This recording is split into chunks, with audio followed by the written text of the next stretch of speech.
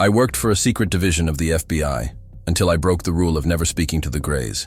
Before I start, I need you to do something for me, right now. Comment below and tell me where you're listening from. Your bedroom at 2 a.m. with the lights off? Driving home from work? Sitting in your car in some parking lot because you don't want to go inside yet? Doesn't matter where, just tell me. Because if this recording disappears tomorrow, if my account gets deleted or I suddenly stop posting, at least I'll know somebody somewhere heard what I'm about to tell you. At least one person will know the truth before they scrub me from existence. And trust me, they're very good at making people disappear. I've seen it happen. Hell, I helped make it happen. So comment, please. Even if you think I'm crazy. Even if you stop listening halfway through. Just let me know you were here. Now, if you're religious, if you're the kind of person who prays before bed, who goes to church on Sundays, who wears a cross around your neck and actually means it, you should stop listening right now. I'm serious. Close this video. Go watch something else. Go read your Bible or pray or do whatever brings you comfort, because I'm about to take that away from you. I'm about to tell you something that will hollow out your faith from the inside and leave you with nothing but questions that have answers you don't want to hear. You think I'm being dramatic? You think I'm just setting up some creepypasta bullshit for views? I wish. God, I wish that's all this was. But see, the problem is, what I'm about to tell you is real. Every word, every horrible, faith-destroying word. And once you hear it, you can't unhear it. Trust me, I've tried. My name is Marcus Holloway. At least, that's the name I was born with. These days, I don't know who the hell I am anymore. 4 years ago, I worked for a division of the FBI that doesn't exist on any organizational chart, doesn't appear in any budget report, and if you somehow found proof it was real, that proof would disappear along with you. We didn't have a fancy name. We were just called DSS, Domestic Security Special. Boring, right? Generic enough that if someone overheard it, they'd think we handled cybersecurity or protected federal buildings or some shit. That was intentional. Everything about DSS was intentional. The boring name. The nondescript office building in New Mexico that looked like every other government complex. The cover stories we told our families. All of it designed to hide what we really did. What we really did was manage the visitors. That's what they called them in briefings. Visitors. Not aliens. Not extraterrestrials. Not little green men or flying saucer pilots. Visitors. Like they were house guests who showed up uninvited and just never left. And there were different types. Different species, I guess you'd call them. Some looked almost human. Others were so goddamn bizarre that seeing them in person made your brain hurt trying to process what your eyes were showing you. But the ones we dealt with most, the ones that required the most security, the most protocols, the most careful handling, those were the Greys. You know the ones. Big black eyes, thin gray skin stretched over delicate bones, about 4 feet tall. Yeah, those. Turns out every abduction story, every close encounter, every time someone said they saw one of those things, they weren't all crazy. Some of them were telling the truth. Now, working for DSS came with rules. Lots of rules. Rules about what you could say, where you could go, who you could talk to, what you could write down. But there was one rule that stood above all the others. One rule that got drilled into your head from day one, repeated in every briefing, posted on every wall in the facility, whispered by every agent who'd been there longer than a month. One simple rule that seemed easy to follow until the moment you were tested. Never, under any circumstances, for any reason, no matter what happens. Never speak to the Greys, not out loud, not even in your head. Don't ask them questions. Don't respond if they seem to communicate with you. Don't even acknowledge their presence beyond what's necessary for containment protocols. Just keep your mouth shut and your mind blank and do your job. That was the rule, the only rule that really mattered. I followed that rule for 4 years. 4 years of transporting them, observing them, standing guard while scientists did whatever the hell they did in those white rooms. 4 years of seeing those big black eyes staring at me, through me, into me, and never once letting myself wonder what they were thinking. Never once letting myself ask the questions that naturally bubble up when you're standing 3 feet away from something that shouldn't exist. I was good at my job, damn good. I got commendations, promotions, trust. They trusted me because I followed the rules, kept my head down, and never caused problems. I was exactly the kind of agent DSS needed.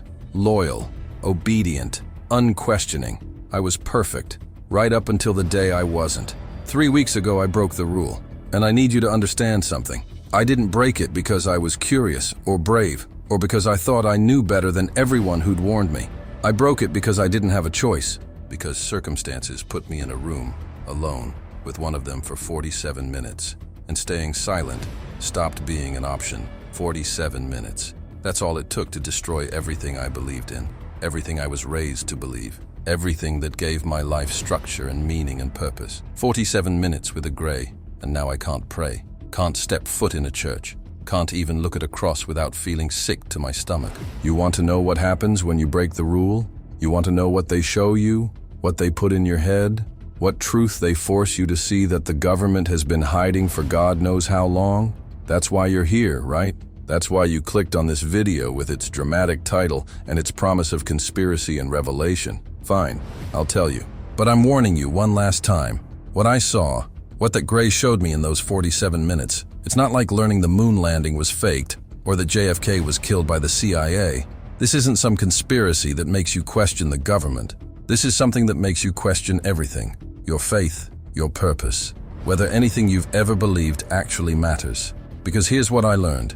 They've been watching us, the Greys, not for decades, not for centuries, for thousands of years. They've been here, observing, documenting, recording every single moment of human history, every war, every birth, every death, every prayer. And the worst part, the part that keeps me up at night, the part that made me realize I can never go back to who I was before, they were there, at the crucifixion, at the resurrection, at every single moment we've been told was divinely inspired, miraculously ordained, proof of God's presence on earth. They were there, watching, recording, and they didn't interfere. Not once. They just watched, like scientists observing rats in a maze. And once you see what I saw, once you understand what that means, you can't unsee it. You can't unfeel it. You can't go back to believing in anything ever again. So I'm sitting here in a motel room in Arizona, 3 states away from anyone who knows my real name, recording this on a laptop I bought with cash, and I'm telling you the truth that cost me my career, my marriage, my faith, and probably my life. Because they don't let people like me just walk away. They don't let you break the rule and then go live happily ever after. I've got maybe a day, maybe 2 before they find me. Before this video gets taken down and Marcus Holloway becomes another name that nobody remembers. But before that happens, before they silence me the way they've silenced everyone else who learned too much, I'm going to tell you everything, every detail, every horrifying, faith-shattering detail. And when I'm done, you'll understand why I can't pray anymore. You'll understand why the silence of God sounds less like mystery and more like exactly what it is. Silence. Nothing more, nothing less. Just the empty, echoing silence of a universe that doesn't care whether you believe in it or not. Are you still there? Good. Let me tell you how I became the man who broke the only rule that mattered. I need to tell you who I was before all this. Before the Greys. Before DSS. Before I became whatever the hell I am now. Because the man I'm about to describe feels like a stranger to me. Like I'm talking about someone else's life, someone else's memories. But that was me. That was Marcus Holloway. The real one. The one who believed in things. The one who had faith. And maybe, if you understand who I was, you'll understand why what happened to me is so goddamn devastating. Why I can't just brush it off and move on. Why I'm risking everything to tell you this story. I was raised Catholic. Not the casual kind where you show up to church on Christmas and Easter and call it good. I mean real Catholic. My mother took us to Mass every single Sunday without fail. Rain, snow, didn't matter if we were sick or tired or had somewhere else to be. Sunday morning, we were in that pew, 3rd row from the front on the left side, same spot for 18 years. My father wore a tie. My mother wore a dress and a little gold cross necklace she'd gotten from her grandmother. My 2 sisters and I sat between them, quiet and respectful, because that's what you did. You showed reverence. You showed gratitude. You showed God that you understood how lucky you were to be in His presence. And I believed it. All of it. I wasn't just going through the motions. When I knelt, I meant it. When I prayed, I felt it. When the priest talked about God's love and protection and divine plan, I didn't question it for a second. When I was 12, I became an altar boy. You know, one of those kids in the white robes who helps the priest during Mass. Carried the candles, held the book, rang the little bells during consecration. My mother cried the first time she saw me up there. Cried actual tears of pride because her son was serving God. and I took it seriously. I memorized every response, every movement, every moment I was supposed to kneel or stand or bow. I showed up early and stayed late. Other kids treated it like a chore, something their parents made them do. Not me. I felt honored, chosen. Like God had specifically picked me for this role, and I wasn't going to let him down. I did it for 4 years, right up until I graduated high school. And even then, even when I wasn't required to anymore, I still went to Mass every Sunday, still prayed before bed every night, still wore a small silver cross under my shirt, right against my chest where I could feel it. Then I joined the Marines, 18 years old, fresh out of high school, convinced I was going to serve God and country in that order. Boot camp was hell, but I got through it the same way I got through everything: prayer. While other guys were freaking out, crying to call home, I was on my knees next to my bunk at night, whispering the Our Father and asking God to give me strength, and he did. Or at least I believed he did. I believed every challenge was a test. Every hardship was God shaping me into something stronger, something better. I believed I was protected, that as long as I kept my faith, as long as I stayed righteous and good and true, nothing could really hurt me. Not in any way that mattered. My body could be broken, sure, but my soul, that was safe. That belonged to God. I did 2 tours. Iraq first, then Afghanistan. 8 years total in the Marines, and I saw things that would break most people. Watched friends die, watched children die, watched entire villages get turned into rubble and ash. Saw a roadside bomb turn a Humvee full of guys I'd eaten breakfast with into a burning metal coffin. Saw things that should have made me question everything. Should have made me ask where God was in all that suffering. But I didn't. You know why? Because I prayed before every mission. Every single one. I'd find a quiet spot, close my eyes, and ask God to protect me and my unit. And I always came back. Sometimes injured, yeah. Sometimes fucked up in ways that took months to heal. But I came back. And every time I did, it reinforced my faith. God was watching over me. God had a plan. All those deaths, all that suffering, it meant something. It had to. Because the alternative, the idea that it was all just random chaos and meaningless violence, that was too terrible to accept. I met Sarah during my last year of active duty. She was a nurse at the VA hospital where I was doing some outreach work. Pretty, smart, kind in that genuine way that's hard to fake. We got to talking one day after I'd given a presentation to some injured vets. She told me she admired my faith, that she could see it in the way I carried myself, the way I spoke. Turns out she was Catholic too. Not as intense as me, maybe. But she went to church. She believed. She understood. We got married 2 years later, in the same church I'd grown up in. My mother cried again. Happy tears. Her son, the Marine, the altar boy, marrying a good Catholic girl in a proper Catholic ceremony. It was perfect, picture perfect. The kind of life that's supposed to make you feel complete, like all the pieces finally fit together exactly the way they're supposed to.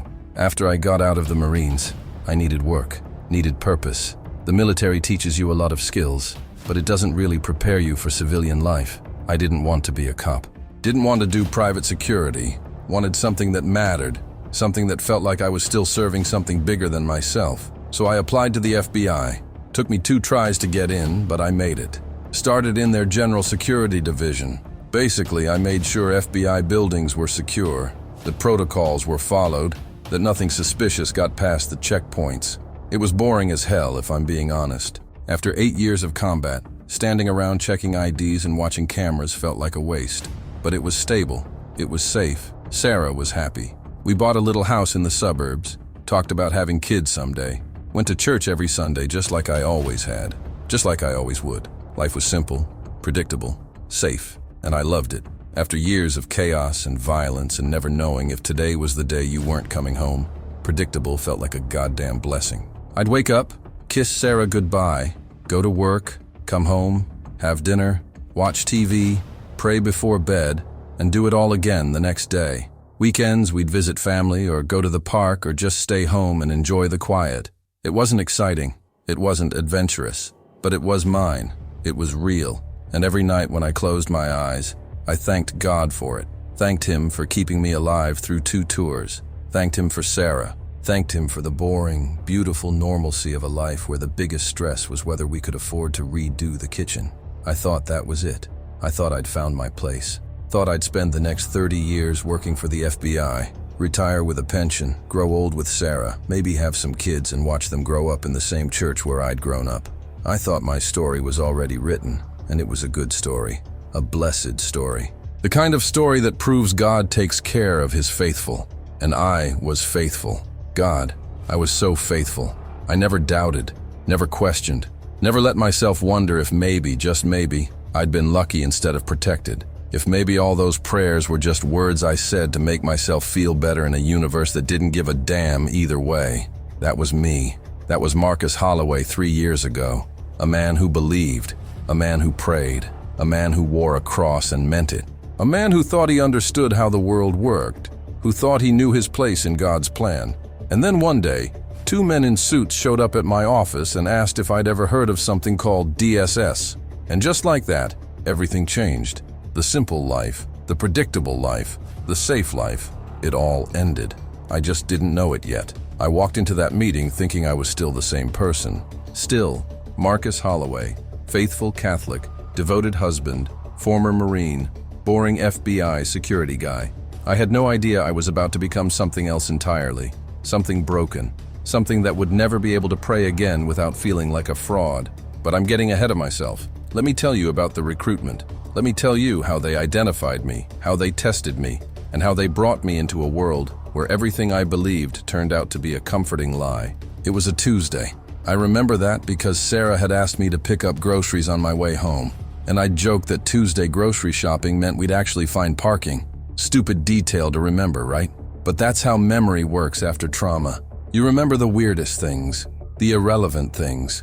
Like it was a Tuesday, and I was supposed to buy milk and bread and chicken breast. And instead my entire worldview got shattered in a windowless room by 2 men whose names I still don't know. The day started normal. I clocked in at 7 a.m., checked the security logs, did my rounds, responded to a couple false alarms. Standard boring FBI security work. Then around 2 p.m., I got a call from upstairs. Not my supervisor, not anyone I recognized. Just a voice saying, "Agent Holloway, please report to conference room 7B immediately." That was it. No context, no explanation, just an order. Conference room 7B wasn't a room I'd ever been to before. Wasn't even sure where it was until I checked the building directory. Basement level. That should have been my first warning. Nothing good happens in basement conference rooms. I took the elevator down, walked through a hallway that got progressively quieter and emptier, and found the room at the very end. No windows, thick door, the kind of room where sound doesn't escape. I knocked, and a voice from inside said, "Come in, Agent Holloway." I opened the door, and there they were. 2 men in dark suits, not FBI suits. These were expensive, tailored. The kind of suits that told you these guys operated on a different level than regular bureau personnel. One was older, maybe late 50s, gray hair, cold blue eyes. The other was younger, early 40s, with the kind of face that gave nothing away. They were sitting on one side of a metal table. There was an empty chair on the other side. For me, I sat down because that's what you do when senior officials clearly want you to sit down. Neither of them smiled. Neither of them introduced themselves. The older one just looked at me for a long moment, like he was sizing me up, deciding something. Then he said, "Agent Holloway, you've been with the Bureau for how long?" I told him 3 years. He nodded like he already knew. And before that, 8 years Marine Corps, 2 tours of combat, honorable discharge, married, Catholic, regular church attendance. He rattled off my life like he was reading a grocery list. You follow orders well. You don't ask unnecessary questions. You have a security clearance. You've never had a disciplinary issue. And according to your psych evals, you handle stress exceptionally well. Is all of that accurate? I said yes, because it was. But I was starting to feel uneasy. This wasn't a normal meeting. This was something else. The younger one leaned forward. "Agent Holloway, you've been undergoing evaluation for the past 18 months. You didn't know it, but every decision you've made, every response you've given, every time you've followed protocol or exercised discretion, you've been tested, and you passed." I must have looked confused because the older one clarified. "There was no official test, Agent. No paperwork, no announcement. We simply observed you in your natural working environment and assessed whether you possess the qualities we need for a very specific type of assignment." I asked what kind of assignment. The older one ignored my question and asked one of his own. "Agent Holloway, do you believe in God?" That threw me. What kind of question was that in a professional setting?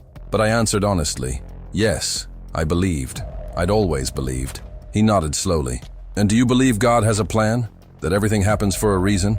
Again, yes. Good, he said. That's going to be important.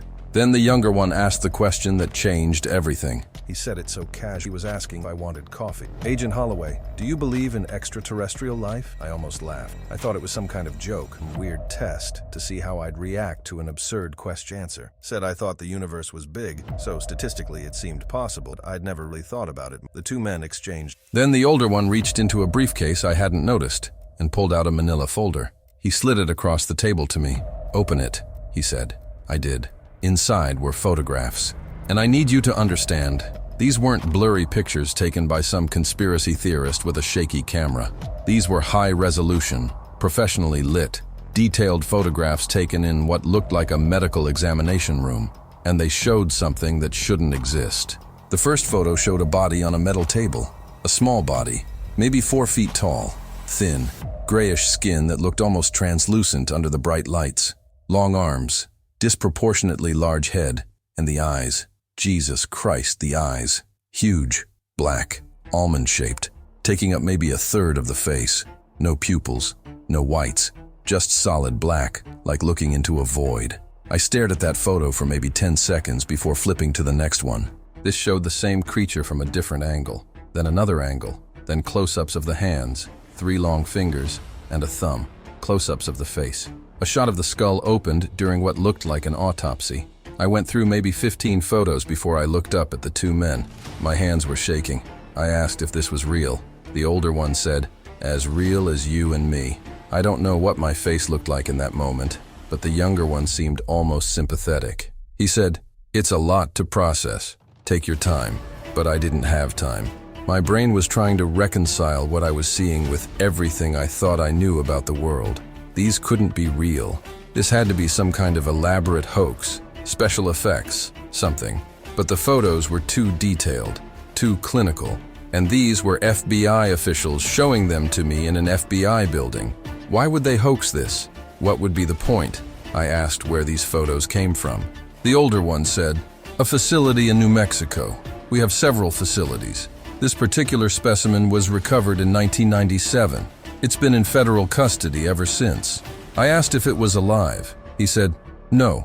This one died during containment, but we have others that are very much alive." That's when he told me about DSS, Domestic Security Special, a division of the FBI that doesn't appear on any official documentation.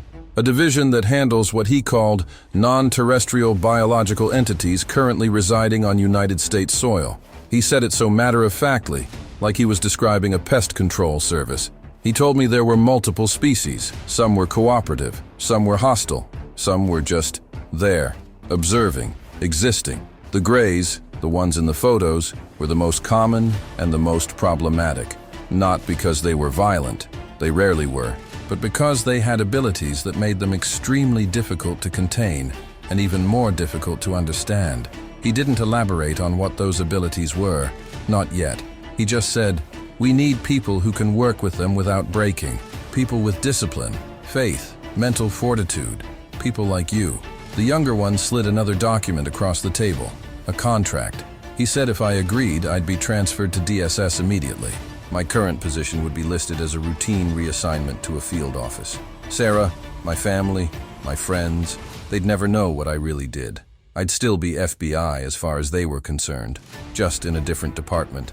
The pay was significantly better, the benefits were better, but there were conditions. I could never discuss my work with anyone outside of DSS. I could never write anything down.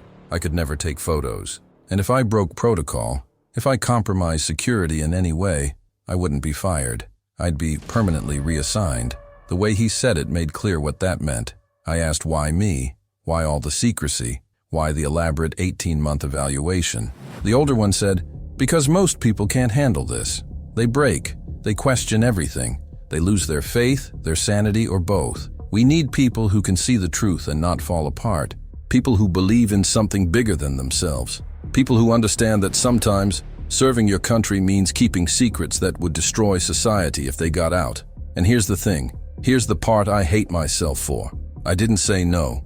I didn't ask for time to think. I didn't tell them I needed to discuss it with Sarah or pray about it or sleep on it. I looked at those photos of a dead alien, listened to these two strangers tell me about a secret division that monitored extraterrestrial life, and I said yes. You know why? Because I thought it was God's plan. I thought this was why I'd survived 2 tours of combat, why I'd been recruited by the FBI, why I'd been tested for 18 months without knowing it. This was my purpose. This was what God had been preparing me for. To serve my country in the most important, most classified, most crucial way possible. To protect humanity from threats they didn't even know existed. It felt right. It felt ordained. Like every choice I'd ever made had led me to this windowless room with these 2 nameless men and a folder full of impossible photographs. So I signed the contract, shook their hands, and followed them out of that room toward a future I couldn't possibly imagine.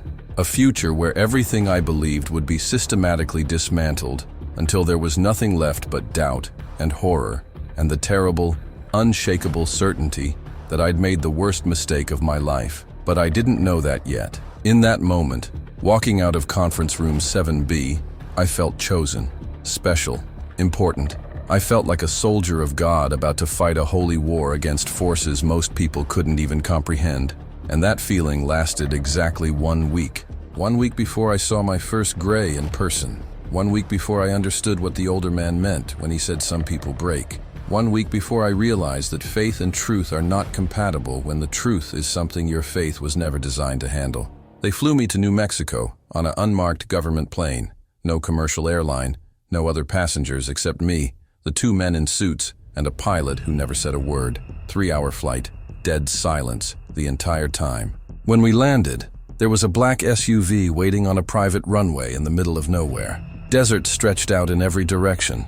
Nothing but sand and scrub brush and heat shimmer. We drove for another 40 minutes down roads that weren't on any map, past chain-link fences with signs warning about military testing zones. Finally, we reached what looked like any other nondescript military installation. Concrete buildings, guard towers, razor wire, American flag hanging limp in the still air. From the outside, it could have been anything.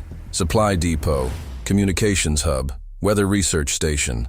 That was the point. Nothing about it screamed, "This is where we keep the aliens." We parked near the main building and I followed the 2 men inside. Standard security checkpoint, metal detectors, ID verification. But then we went through another checkpoint and another, each one more serious than the last. Body scanners, retinal scans, armed guards who looked at you like they were deciding whether you were a threat. And then we reached an elevator that required 3 different security cards to activate. The older man swiped his card, then the younger man. Then they handed me mine and told me to swipe it. The elevator didn't go up. It went down, deep down. I watched the floor numbers descend. B1, B2, B3. It kept going. B7, B8, B9. When it finally stopped at B12, my ears had popped twice from the pressure change. The doors opened and I stepped out into a world I didn't know existed. The corridor was white. Everything was white. White walls, white floors, white ceiling. Fluorescent lights running the entire length, bright enough to make you squint. The air had that recycled quality, like being in a submarine. Temperature controlled, slightly humid. The sound of ventilation systems humming constantly in the background. And people, scientists in white lab coats walking with clipboards and tablet computers. Security personnel in black tactical gear carrying rifles I didn't recognize. Everyone moved with purpose. No casual conversation.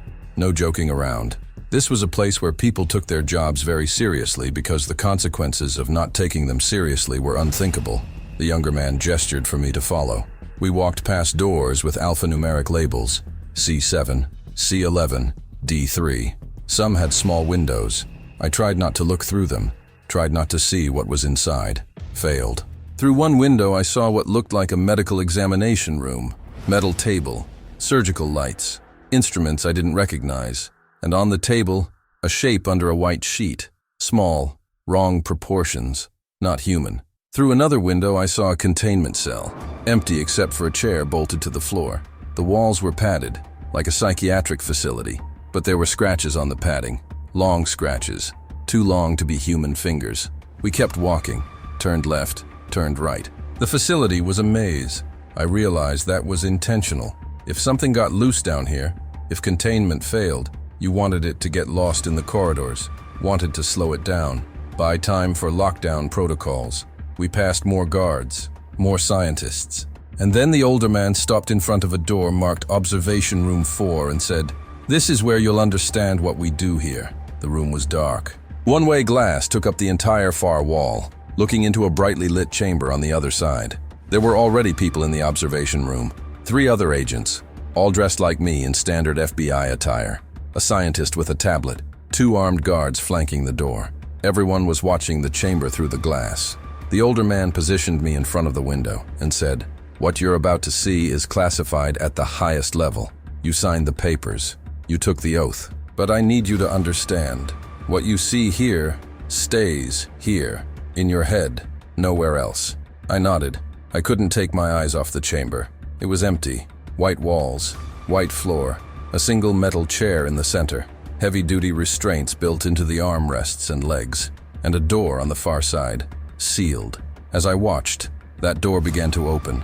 2 guards entered first, full tactical gear, face shields, weapons drawn but pointed at the floor. And between them, walking slowly, was something that made my brain stutter trying to process it. Because seeing it in photos was one thing. Seeing it in person, moving, existing in 3-dimensional space, was something else entirely. It was maybe 4 feet tall, thin. So thin it looked like it should collapse under its own weight. The skin was gray, but not uniform. It had variations, slightly darker around the joints, almost translucent in places where you could see the suggestion of vessels underneath. The limbs were too long for the body, arms that hung down past where the knees would be on a human, legs that bent wrong, like the joints were in different places. And the head, Jesus Christ, the head. It was huge, disproportionate, teardrop-shaped, wider at the top, narrowing to a small, almost non-existent chin. And the eyes. The eyes were the worst part.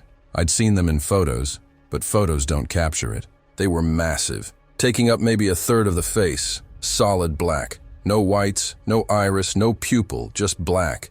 And they weren't dead. That's what got me. They looked aware, intelligent, like something was looking back at you from behind those eyes, something that understood exactly what it was seeing. The creature moved slowly into the room. The guards guided it to the chair. It sat down without resistance, let them secure the restraints around its wrists and ankles. Didn't struggle, didn't make a sound, just sat there, perfectly still, while those enormous black eyes stared directly at the one-way glass, directly at me. I knew it couldn't see me. I knew that's not how one-way glass works, but it felt like it was looking right into me, through me, into something deeper. The scientist next to me started talking in a low voice. Subject G47, recovered in Arizona in 2003, height 4 feet 2 inches, weight approximately 40 pounds, species classification gray type A. This specimen has been in containment for 22 years. 22 years. This thing had been locked up down here for 22 years, and it looked exactly the same as it probably had the day they caught it. No signs of aging, no deterioration. Just this thin, gray, impossibly fragile-looking creature with eyes that had seen more than I could imagine. The scientist continued. We have 14 specimens currently in this facility. 7 gray type A, like this one. 3 gray type B, which are slightly larger. 2 entities we've classified as Nordic due to their human-like appearance, and 2 others that don't fit any established classification. I asked what they did here, what the purpose was. He looked at me like I'd asked a stupid question. Research, Agent Holloway. Understanding. These beings have technology we can't replicate, biology we can't explain, and abilities that violate every law of physics we understand. The older man stepped up next to me. The Greys are special, Agent Holloway. The other species, some of them communicate, some of them cooperate, some are hostile, but predictable. The Greys are none of those things. They don't speak, they don't make sounds. They don't use language in any way we can detect, but they communicate. Do you understand what I'm saying? I said I didn't. He gestured to the creature sitting motionless in the chair. They're telepathic. They put thoughts directly into your head. Images, feelings, memories that aren't yours. And once they establish that connection, once they get inside your mind, they don't let go. We've had agents, scientists, guards, people who made the mistake of engaging with them, of responding, of opening that door. And every single one of them was never the same afterward. psychological breaks, suicides, complete personality changes. One researcher started speaking in languages he'd never learned. Another became convinced he was living someone else's life. Then he said it. The rule. The only rule that truly mattered in this place. Never speak to them. Not out loud. Not even in your head. If you're in a room with a gray, you keep your mind blank. You don't ask questions. You don't wonder. You don't engage. You follow protocol. You do your job. And you maintain absolute mental discipline. Because the moment you slip, the moment you let your guard down and think something at them, they'll respond. And once that connection is made, we can't break it. We can't undo it. You become compromised. And compromised personnel are a liability we can't afford.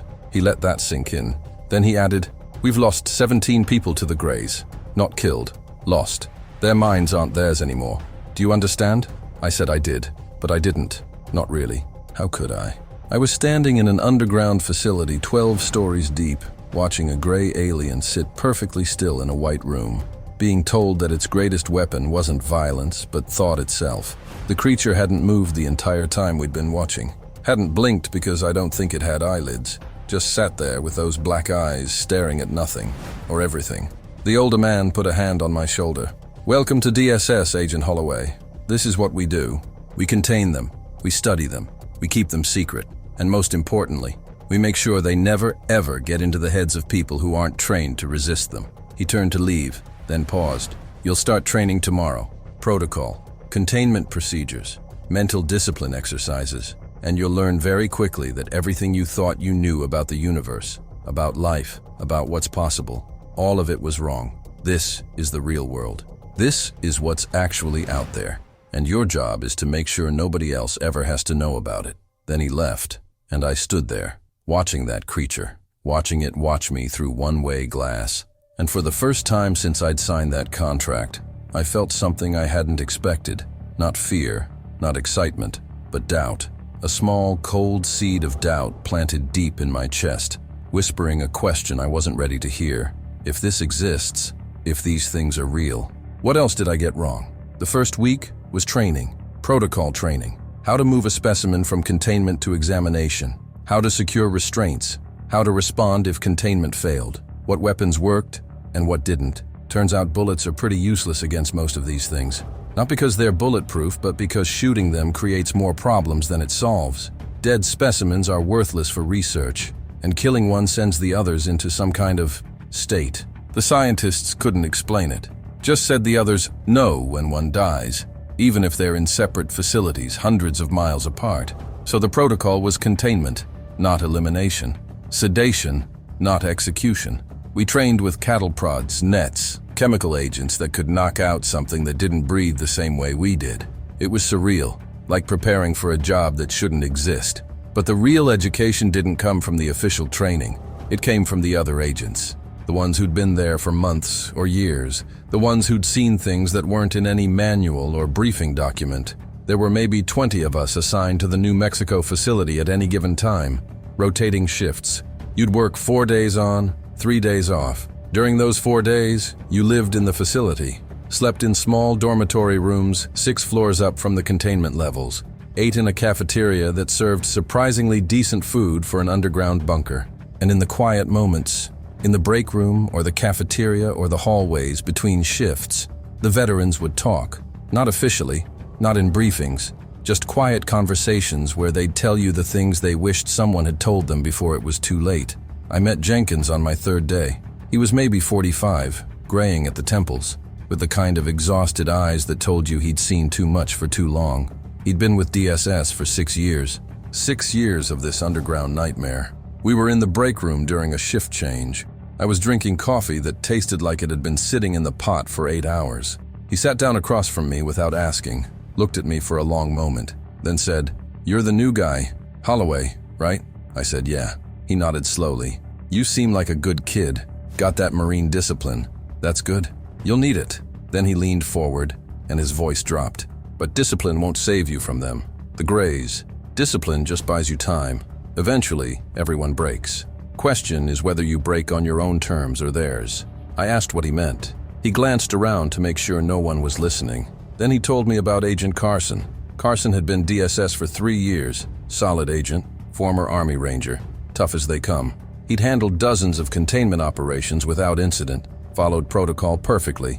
Then one day, during a routine transfer, Subject G23 looked at him, just looked at him, and Carson looked back. That was the mistake. He made eye contact, held it for maybe 5 seconds. That's all it took. According to Jenkins, Carson seemed fine at first, finished his shift, went to his quarters. But that night he started screaming about things he'd seen, things that didn't make sense. The words didn't make sense either, Jenkins said. It was like he was speaking in fragments, bits of language from different places, different times. They sedated him, put him in medical, and for 3 days he just stared at the ceiling, wouldn't eat, wouldn't talk, just stared. On the 4th day, Carson asked for a pen and paper. They gave it to him. He wrote 17 pages, single-spaced, no paragraph breaks, just a continuous stream of text that the scientists analyzed for weeks afterward. Jenkins never saw what Carson wrote, but he heard rumors, coordinates, dates spanning thousands of years, names of places that didn't exist on any map. And in the margins, Carson had written the same phrase over and over. They showed me everything, and I can't unsee it. On the 5th day, they found Carson in his quarters. He'd torn out his own eyes with his bare hands, just reached up and gouged them out, blood everywhere, eyes sitting on the floor next to him like he'd extracted tumors. He was still alive when they found him, still conscious, and he was smiling. "You know what he said?" Jenkins asked. "He said, 'At least now I can't see what they showed me anymore.'" I felt sick, actually nauseated. I asked if Carson survived. Jenkins laughed, but there was no humor in it. "Physically, yeah. They patched him up, sent him to a facility where they keep compromised personnel. But survive? No. The Carson who went into that room with G23 didn't survive. What came out was something else, something broken." He took a sip of his coffee. "That's what I'm trying to tell you, Holloway. The Greys don't kill your body. They don't have to. They kill your soul. They get inside your head and show you things, true things, and those truths are so big, so incomprehensible, that your mind just fractures, and you can't come back from that." I started to say something about mental discipline, about training, but Jenkins cut me off. "You think you're strong. You think your faith or your training or your patriotism will protect you. It won't. I've seen Catholics, Muslims, atheists, doesn't matter. They all break the same way." That's when I started noticing the pattern. Over the next few weeks, as I settled into the routine, I paid attention to the other agents. Noticed things, like the fact that there wasn't a single openly religious person who'd been there for more than 2 years. There were guys who'd been with DSS for 5, 6, 7 years. None of them wore crosses. None of them mentioned church. None of them prayed before meals. I asked Jenkins about it one day. He was quiet for a long time. Then he said, "There was a guy named Rodriguez, Catholic, real devout, wore a crucifix, went to the chapel upstairs whenever he had free time. Good agent. Lasted 8 months. 8 months. What happened to him?" I asked. Jenkins shrugged. "Nothing dramatic. He just stopped. Stopped going to chapel. Stopped wearing the crucifix." I asked him about it once. He looked at me and said, "How can I worship what I know isn't watching?" Then he put in for a transfer and left. Heard he works for the bureau in Chicago now. Normal cases. Normal work. Never mentions God anymore. That scared me more than the stories about Carson, because Carson went crazy. Carson broke in an obvious, visible way. But Rodriguez just lost his faith, quietly, completely. And apparently that happened a lot. The longer you worked around the Greys, the harder it became to believe in anything. Not because they told you God didn't exist. They didn't communicate like that. But just being near them, just knowing they existed, it somehow eroded the foundations of faith. Like their mere existence was incompatible with divine creation. I started testing myself. Every night in my quarters, I'd kneel and pray. Same prayers I'd been saying since I was a kid. But I noticed something disturbing. The words were starting to feel hollow. Not meaningless exactly, but mechanical, like I was reciting them out of habit rather than conviction. And that terrified me because I'd never felt that way before. Prayer had always been real for me, genuine. Now it felt like reading from a script. Jenkins told me about others. Agent Morrison, who had a full psychotic break after being locked in a containment cell with subject G14 for 20 minutes during an emergency lockdown. He survived, but spent the rest of his life in a psychiatric facility, convinced he was living multiple timelines simultaneously. Agent Tran, who started writing equations on the walls of her quarters. complex mathematical formulas that scientists said were beyond anything she should have been able to understand. She was a field agent, not a physicist. But after working near the Greys for 18 months, she suddenly understood things about space-time and quantum mechanics that took PhD physicists years to learn. They transferred her to a research division, but she requested discharge after 6 months, said she couldn't stand knowing what she knew. That ignorance was a blessing she'd taken for granted. And then there was Agent Booth. Booth lasted 4 years, longer than most. He seemed fine, followed protocol, did his job. Then one day during his off week, he drove to a church in Albuquerque, walked inside during Sunday service, and shot himself in front of the congregation, left a note in his car that just said, "Forgive me, but I can't pretend anymore." I asked Jenkins why he stayed. If it was so bad, if everyone broke eventually, why was he still here after 6 years? He looked at me with those exhausted eyes and said, "Because someone has to. Because if we don't do this job, if we don't keep them contained, the whole world finds out. And trust me, Holloway, the world isn't ready. People need their beliefs. They need to think we're special, that we matter, that there's a plan. The Greys, they don't think that. They don't think anything about us at all. We're just subjects to them, data points. And if everyone knew that, if everyone understood how small we really are, how meaningless, society would collapse. So we stay, we do the job, and we break quietly so the rest of the world doesn't have to." He stood up, threw his empty coffee cup in the trash. Before he left, he turned back. "The rule exists for a reason, Holloway. Never speak to them, never engage. Because the moment you do, you become like us, like Carson, like Rodriguez, like all the others who couldn't unsee what they showed us. And that's a burden I wouldn't wish on anyone. So follow the rule, no matter what. Follow the fucking rule." I nodded, said I would, and I meant it. But even then, sitting in that break room, drinking burnt coffee in an underground facility that shouldn't exist, I felt it. That small seed of doubt Jenkins and the others had planted. Not doubt in the mission, not doubt in the job, but doubt in everything else. Doubt in prayer, doubt in purpose, doubt in the idea that we mattered to anything or anyone beyond ourselves. And the worst part? I couldn't stop it from growing. Every day I worked there. Every shift I stood guard while scientists examined those creatures. Every time I walked past a containment cell and saw those black eyes staring at nothing, the doubt grew, and I started to understand what Jenkins meant. The Greys didn't kill your body. They didn't have to. They killed something else, something deeper, something you didn't even know you needed until it was gone. I followed the rule. For 4 years, I followed it perfectly. Never spoke to them, never thought at them, never let my mental guard down for even a second. I became exactly what DSS needed. A reliable, disciplined agent who could stand in a room with a Grey for hours and maintain absolute psychological distance. I was good at it, better than most. Jenkins noticed. The supervisors noticed. After 6 months, I was handling the highest security transports. After a year, they put me on the observation detail for the most difficult specimens. After 2 years, I'd worked with every Grey in the facility and never once came close to breaking protocol. They trusted me, and I was proud of that. Proud that I could do a job most people couldn't handle. Proud that I was strong enough to resist what had broken so many others. Looking back now, that pride seems obscene, because I didn't realize what was happening. Didn't realize that following the rule perfectly was its own kind of breaking. The routine became mechanical. 4 days on, 3 days off. During those 4 days, I lived in the facility.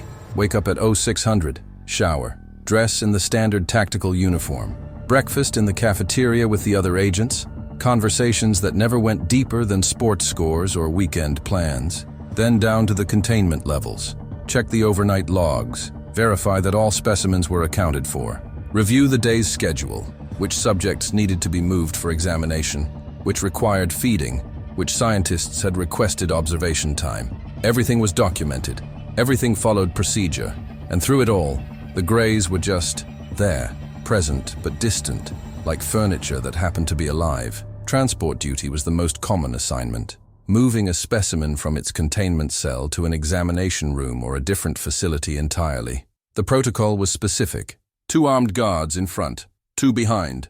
The specimen walked between them, unrestrained but monitored. They never tried to run, never tried to fight, never gave any indication they were being held against their will. They just walked, slowly, deliberately, Those two long limbs moving in a way that wasn't quite human but wasn't quite anything else either. And those eyes, always watching, always aware. You'd walk them down corridor after corridor, through sealed doors and security checkpoints, and the entire time you could feel their attention.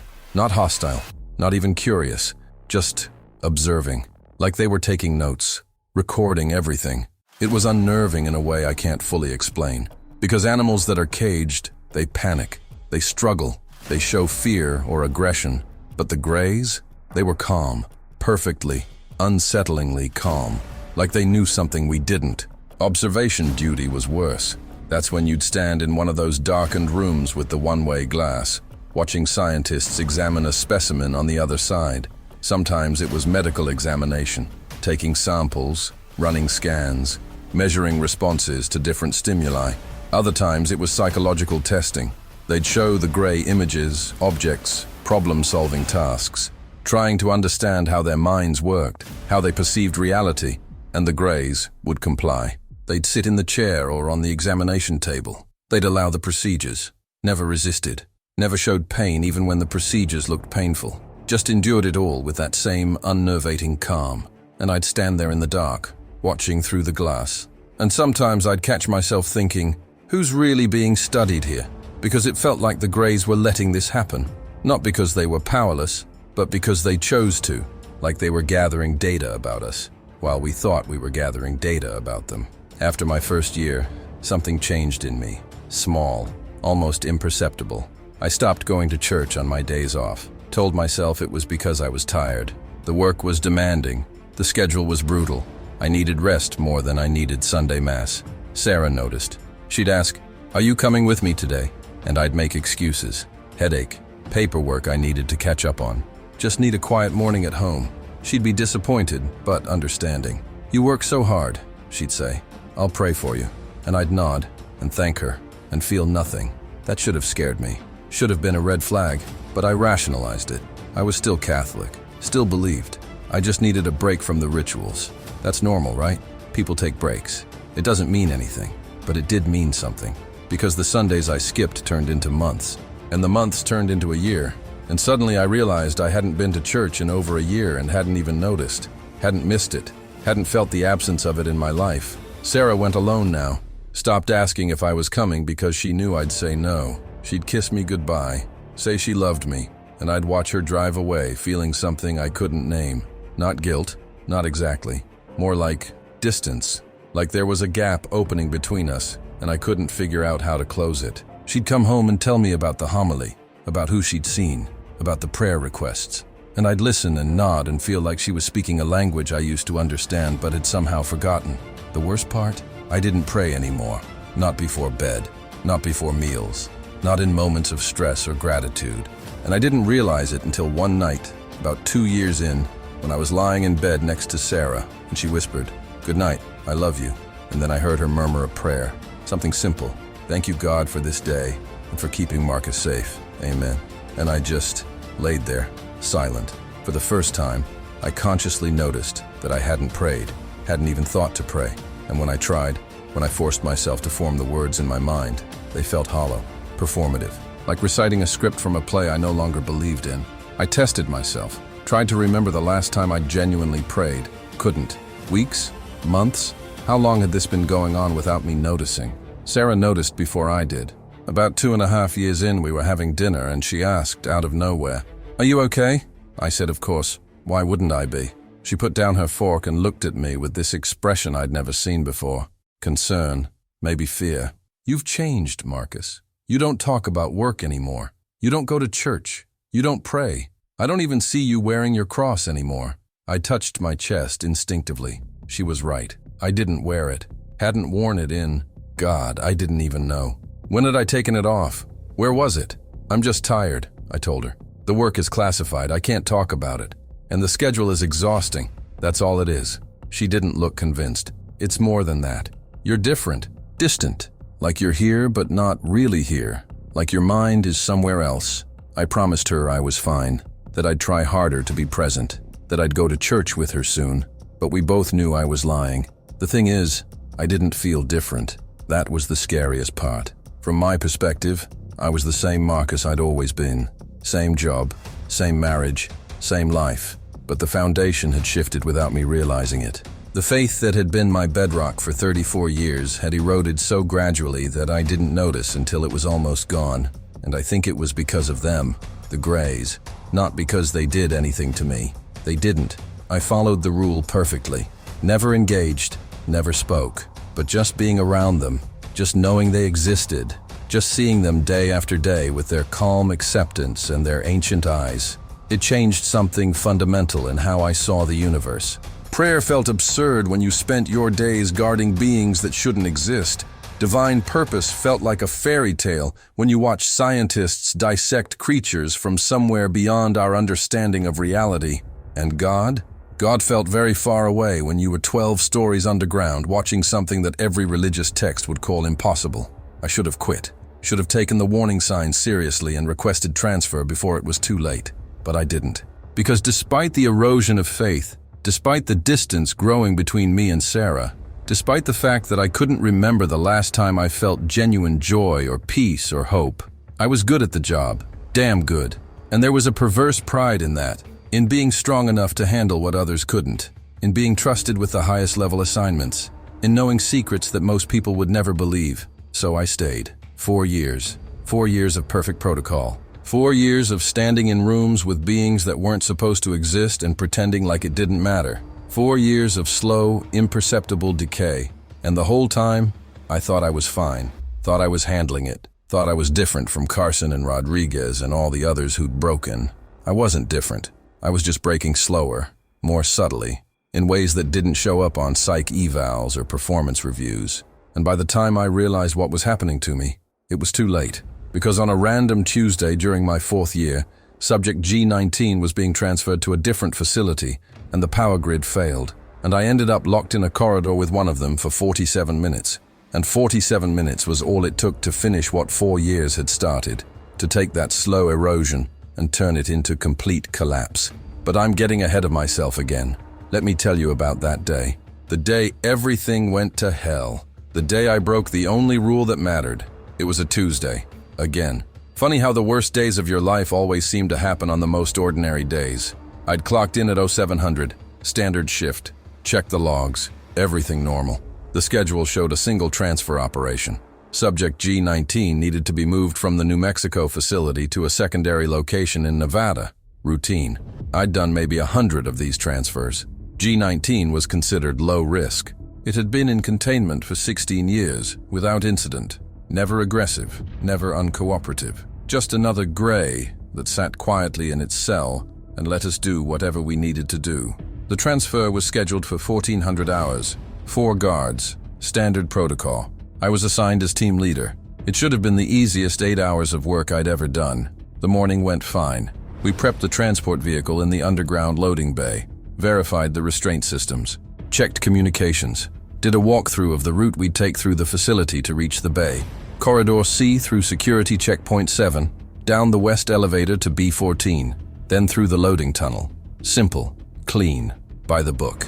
At 13:45, we assembled outside G19's containment cell. Me and 3 other agents, Rivera, Chen, and a newer guy named Foster, who'd only been with DSS for about 6 months.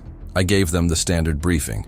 Stay alert, maintain distance, no direct eye contact, keep your mind clear. The same speech I'd given 100 times before. They nodded, they understood.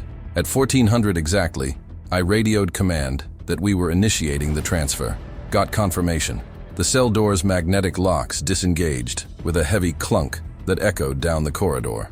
G19 was waiting inside, standing in the center of the white room, perfectly still, those massive black eyes staring at nothing, or everything.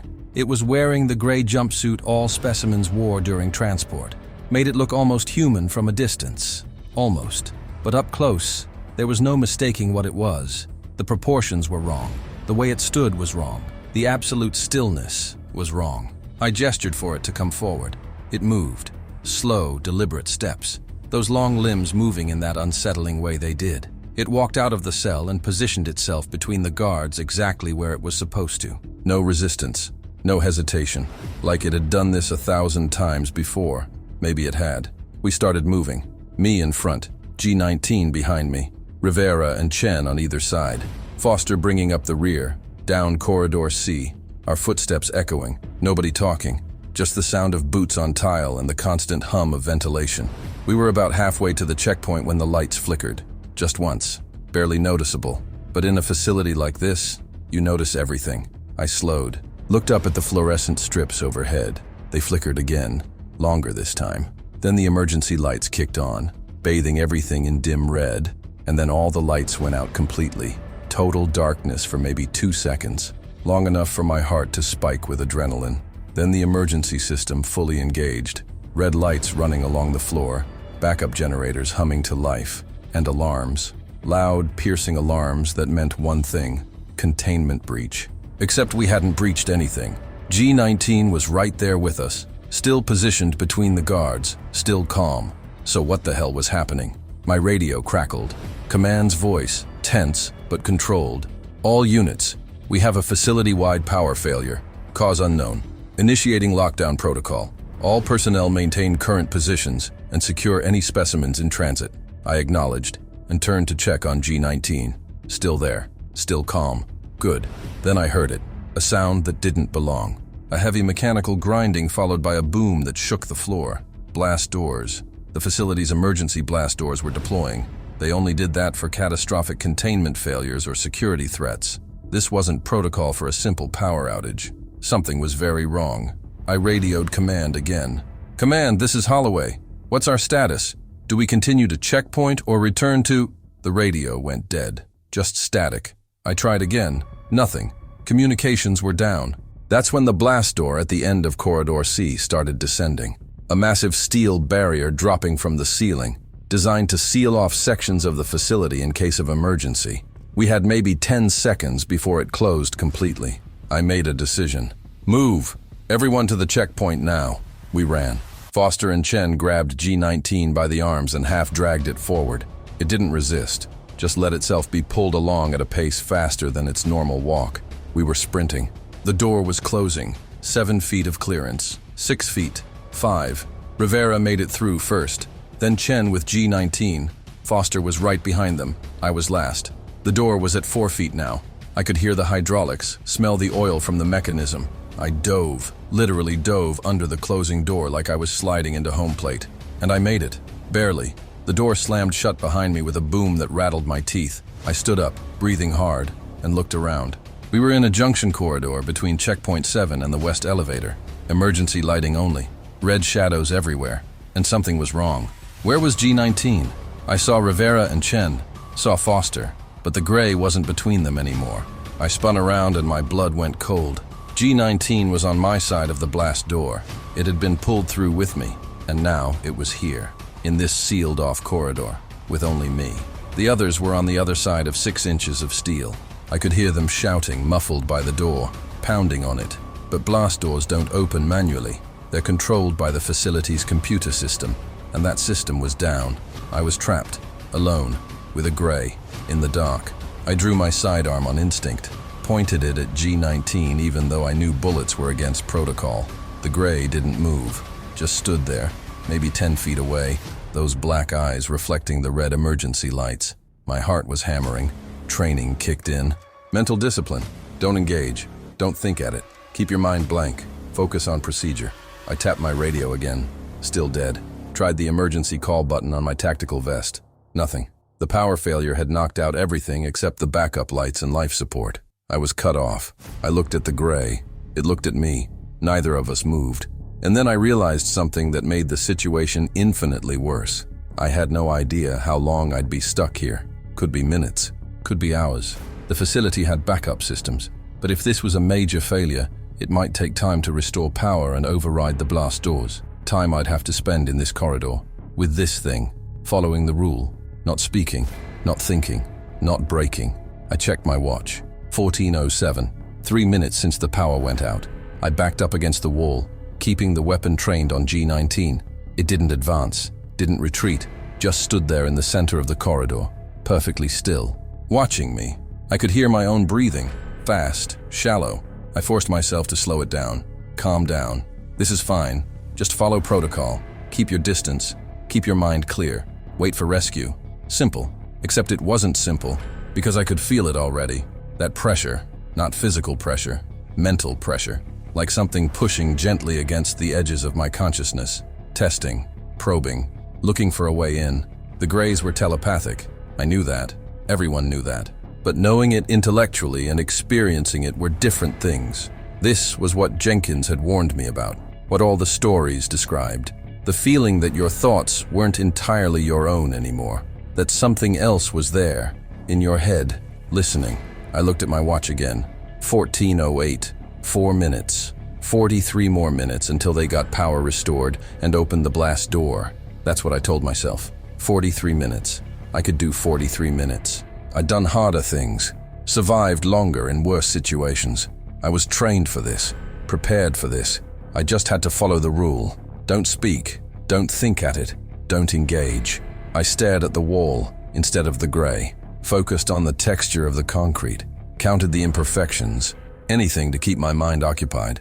But even with my eyes on the wall, I could feel it, that presence, that awareness, growing stronger, more insistent. And I realized with creeping horror that 43 minutes was going to feel like an eternity. This wasn't a containment cell with one-way glass between us. This wasn't an observation room where I could walk away whenever I wanted. This was just me and it, alone in the dark, for 47 minutes. And the rule I'd followed perfectly for 4 years was about to be tested in a way I wasn't prepared for.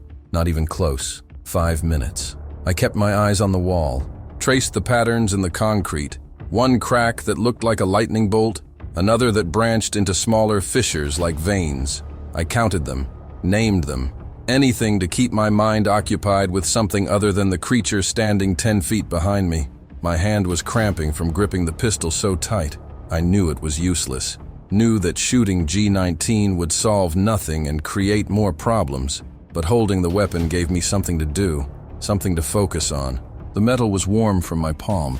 I could feel my pulse in my fingers, fast, too fast. I tried to slow my breathing, in for 4 counts, hold for 4, out for 4. Basic stress management. It wasn't working. 8 minutes. The gray still hadn't moved. I risked a glance over my shoulder, just a quick look to verify its position. Still there, center of the corridor. Those eyes pointed in my direction, but not quite at me, like it was looking through me rather than at me. I turned back to the wall. The pressure in my head was getting worse. Not painful, just present, like someone standing too close behind you. You can't see them, but you know they're there. You can feel their proximity. That's what this was like, except it wasn't physical proximity. It was mental, and I couldn't step away from it. I thought about Jenkins, about his warning, about Agent Carson who'd looked at G23 for 5 seconds and ended up gouging out his own eyes. I was past 5 seconds. Way past. I'd been in here for 8 minutes and would be here for at least 39 more. 12 minutes. A sound echoed from somewhere distant in the facility. Metal grinding against metal. Someone was trying to restore power. Or maybe that was just wishful thinking. Maybe that was normal building noise amplified by the silence. I couldn't tell anymore. My senses were heightened to the point of distortion. Every sound felt significant. Every shadow seemed to move. I was starting to understand why people broke. It wasn't the creatures themselves. It was the waiting, the isolation, the constant mental effort required to keep your thoughts locked down while something pressed against them, patient and persistent. G19 wasn't doing anything, wasn't threatening me, wasn't even looking directly at me. But its mere presence was a form of psychological warfare. 17 minutes. My legs were getting tired from standing. I considered sitting down, rejected the idea immediately. Sitting meant lowering my guard, meant getting comfortable, meant letting my discipline slip even slightly. I couldn't afford that, so I stood, shifted my weight from foot to foot, rolled my shoulders to release tension, and tried not to think. That was the hardest part. Not thinking, because the human mind isn't designed to be blank. Thoughts arise naturally, constantly, and the more you try to suppress them, the louder they become. I found myself thinking about Sarah, about what she was doing right now, probably at work. She was a nurse, probably helping someone, saving someone, doing something that mattered in a straightforward, uncomplicated way. I envied that, envied the simplicity of her world where problems were solvable and good and evil were clearly defined. 22 minutes. The fear was transitioning into something else, not calm, but but a kind of exhausted resignation. Like my body had burned through its initial panic response and was now running on fumes. That's when I made my first mistake. Without consciously deciding to, I started praying, not out loud, just in my head. The Lord's Prayer, the one I'd memorized as a child. Our Father, who art in heaven, hallowed be thy name. The words came automatically, a reflex. Comfort food for a mind under stress. Thy kingdom come, thy will be done, on earth as it is in heaven. I wasn't even really thinking about the meaning, just reciting the familiar syllables, finding refuge in ritual. Give us this day our daily bread and forgive us our trespasses. The gray moved. Not much, just a single step forward. But in the absolute stillness of the previous 22 minutes, that movement was like a gunshot. I spun around, weapon up, finger on the trigger. G19 had closed the distance between us from 10 feet to maybe 7.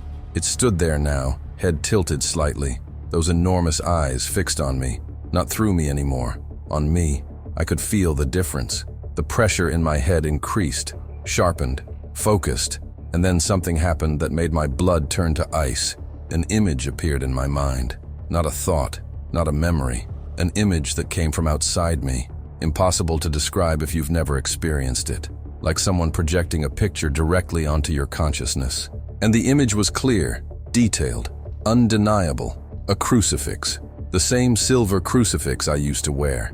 The one Sarah had given me on our wedding day. I could see every detail. The figure of Christ. The tiny inscription on the back. Even the slight tarnish on the chain.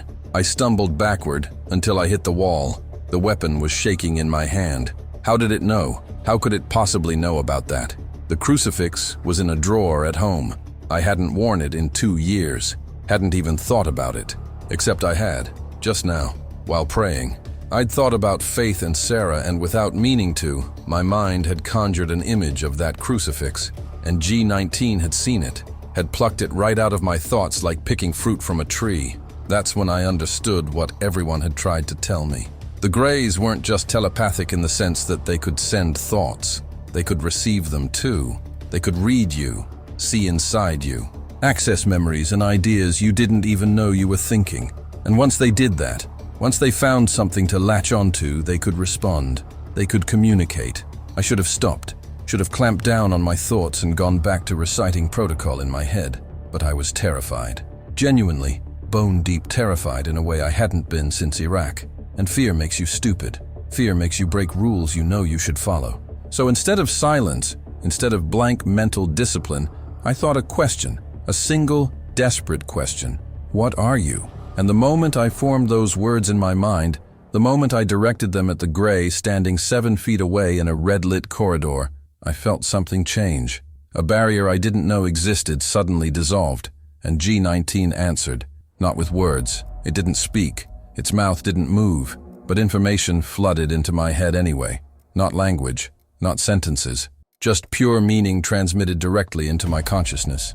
And the meaning was overwhelming. Too much, too fast. I saw flashes of things I couldn't process, images, concepts, time stretched in impossible ways. I saw the earth from above, saw it spin, saw continents shift and civilizations rise and fall like time-lapse photography. I saw humans, thousands of them, millions, across different eras, different clothes, different tools, but the same species, the same patterns. And through it all, I felt something from G19. Not emotion exactly, but a sense of observation, documentation, like I was seeing through the eyes of something that had been watching humanity for a very, very long time. The connection lasted maybe 3 seconds, but those 3 seconds contained more information than I could hold. My brain couldn't process it all. It was like trying to download an ocean through a straw. When it stopped, when G19 withdrew, or I somehow broke the link, I collapsed against the wall, slid down until I was sitting on the floor. The weapon fell from my hand and clattered on the tile. I was shaking, full-body tremors. My mind felt violated, ransacked, like someone had forced open a door I didn't know I had and rummaged through everything inside. I could still feel the residue of the connection, echoes of those images, those concepts, and I knew with absolute certainty that everything had changed, that I'd crossed a line I could never uncross, that I'd broken the rule, and there was no going back. 25 minutes. G19 stood over me now, Not threatening, just present, watching with those black eyes. And I realized it wasn't done. That 3-second burst of information had been just the beginning, a test, or maybe a greeting. Now that the connection was established, now that I'd acknowledged it by asking that question, there was more coming, so much more, and I couldn't stop it, couldn't close the door, couldn't unhear what I'd heard or unsee what I'd seen. I'd spent 4 years following the rule perfectly, 4 years of discipline and control, and in 25 minutes alone in a dark corridor, all of that was destroyed. I looked up at the gray, and I thought another question, not because I wanted to, but because I couldn't help it. Because once you open that door, questions pour out. What did you show me? And G19 answered. And that's when the real nightmare began. The information didn't come in words. I need you to understand that. There was no voice in my head, no sentences being dictated. It was pure meaning, pure understanding transmitted directly into my consciousness in a way that bypassed language entirely, like suddenly knowing something you'd always known but had forgotten. Except this wasn't forgotten knowledge. This was new, foreign, impossible, and it was being poured into my mind faster than I could process it. G19 stood over me while I sat against the wall, trembling, and showed me things that should not exist, things that rewrote everything I thought I understood.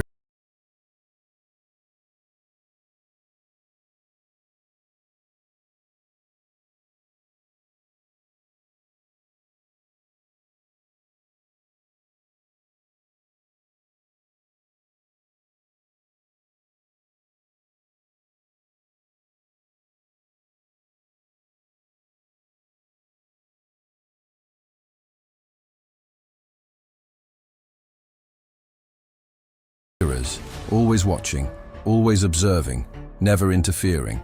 They were there when the dinosaurs died, there when the first mammals crawled from the oceans, there when the first primates discovered tools. They didn't cause any of it, didn't guide it, didn't influence it. They just watched, documented, like scientists observing bacteria in a petri dish, except the bacteria were us, and the experiment had been running for millions of years. Then G19 showed me something that made my breath catch.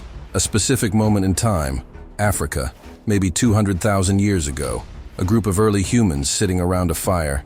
They looked almost like us, but not quite. Stronger, hairier, more primitive.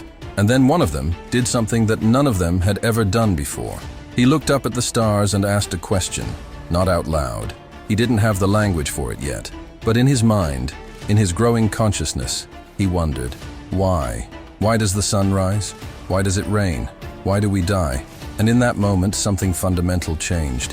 That early human became aware of his own awareness, became conscious of his consciousness. And standing at the edge of the firelight, barely visible in the darkness, was a gray, watching, recording the exact moment that humanity became something more than just another animal. The moment we started asking questions about our existence. I wanted to reject it. Wanted to tell myself this was a hallucination, or a trick, or something my stressed mind was inventing. But the image was too clear, too detailed. I could see the individual faces of those early humans, see the smoke rising from their fire, see the stars overhead. This wasn't my imagination. This was a memory, G19's memory, or maybe a collective memory shared by all Greys, a record they'd kept of humanity's first moment of true consciousness. And they had been there to witness it, not to cause it, not to guide it, just to observe it, to document it. The way you might photograph a butterfly emerging from a cocoon. Something beautiful, something significant, but not something you could take credit for. Then the images shifted, jumped forward in time, thousands of years in seconds. I saw civilizations rise, saw humans building temples and monuments, saw them developing writing, mathematics, agriculture, saw them spread across the planet, and interspersed through all of it, I saw the Greys, never in large numbers. Never directly interacting, but always present, always watching, sometimes from a distance, sometimes closer. And then I saw something that made my Catholic upbringing scream in protest. I saw Bethlehem, 2,000 years ago, a small town under Roman occupation, and in the night sky above it, something that wasn't a star. It was too bright, too close, moving in a way stars don't move. And people were looking up at it with awe and fear, interpreting it through the only framework they had, divine intervention, a sign from God. But I could see what it really was, a vessel, Not massive, not the Hollywood version of a spaceship, but unmistakably technological, unmistakably not natural. I tried to pull away from the vision, tried to reject it, but G19 held the connection, showed me more. I saw shepherds in fields, saw them suddenly confronted by figures that appeared in the darkness, figures they described as angels, messengers from God, beings of light and terror, and I saw what those figures actually were. Greys, 3 of them, their large eyes reflecting the shepherd's fire, their thin frames casting elongated shadows. And the shepherds fell to their knees because what else would you do when confronted by something impossible, something that shouldn't exist? You'd interpret it through your religious framework, call it divine, call it holy, because the alternative, that these were visitors from somewhere beyond your comprehension, was too terrifying to accept. So they called them angels, wrote it down, passed the story through generations, and it became scripture. I was crying. I didn't even realize it until I felt tears on my face, because I understood what G19 was showing me. It wasn't claiming the Greys had caused these events, wasn't saying they'd orchestrated the birth of Christianity or any other religion. They were just there, observing, the way they'd always been there, and humans, encountering something beyond their understanding, had woven those encounters into their mythologies, had transformed observation into intervention, had mistaken documentation for divine action. The Star of Bethlehem wasn't a miracle. It was a gray vessel in the night sky. The angels weren't messengers from God. They were Greys doing what they always did, watching, recording, existing in the margins of human history. And we'd built entire religions around those brief glimpses of something we couldn't explain. But it was more than just Christianity. G19 showed me more. Flashes of other moments across history, other encounters. I saw Moses on the mountain, surrounded by what he described as clouds and fire and the presence of God. And I saw the gray vessel hovering there, its propulsion systems creating light and sound that terrified witnesses below. I saw Muhammad in the cave, receiving revelation. And I saw a gray, standing in the shadows, observing as this human experienced something his mind interpreted as divine communion. I saw Hindu mystics, describing flying palaces in ancient texts. Saw Native Americans talking about star people. Saw Aboriginal Australians painting strange figures in caves. Every culture, every religion, every civilization, all of them had encountered the Greys at some point, and all of them had interpreted those encounters as spiritual experiences. Because how else could they understand it? How else could a Bronze Age human process meeting something from beyond their world? And the Greys never corrected them.